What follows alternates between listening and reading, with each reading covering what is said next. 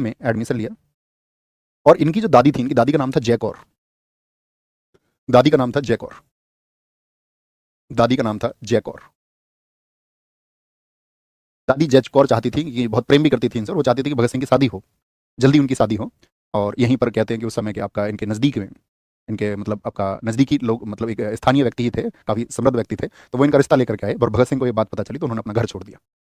तो जब उन्होंने घर छोड़ा तो हम पत्रों का रेफरेंस इसीलिए ले रहे हैं, या तो मैं आपको सारे पत्र एक साथ पढ़ के सुनाऊं, मुझे बताइए, जिनको हूबहू मैं आपको सुनाना चाहता हूं। मैं अपने शब्दों में तो फिर उसको किसी भी तरह से पुट कर सकता हूं, लेकिन मैं चाहता हूं कि मैं उन पत्रों को आपको हूबहू पढ़ के सुनाऊं, हूबहू, हूबहू।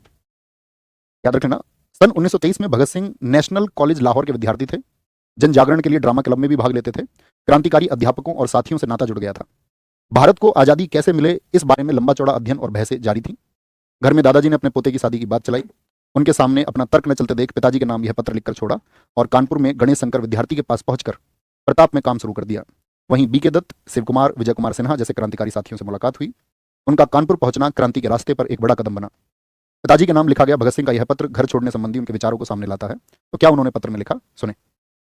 पूज्य पिताजी, उन्होंने लिखा है, पूज्य पिताजी, ओके यहीं रख दीजिए, आ चुकी किताब प्रिंट होकर, देखिए अभी रिसेंट किताब आपकी आ चुकी है ना, ये रख लो। तो उन्होंने क्या लिखा वो समझिए।